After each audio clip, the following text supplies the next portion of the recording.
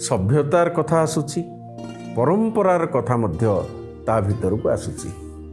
तेबे संस्कृति कौन? संस्कृति होची मनुष्यर गोटे आत्मिक उत्कर्ष एवं आत्म साक्षात्कार मार्ग। भौतिक सुख पाई विभिन्न साधनर विकास करी आम जीवन को तदनुरूप संचालित करिवार जो प्रवृत्ति हेउछि सभ्यता, जहाकू आमर जो माने प्रगतिवादी विचारक माने रहिचंती से माने एटा कहिथांती भौतिक संस्कृति, मटेरियल कल्चर बोली से माने कहिथांती। तेबे संस्कृति काहे कहिथांती ए कथाटी आपण देखंतु। संस्कृतिर आधारटा होची गोटे समुदाय।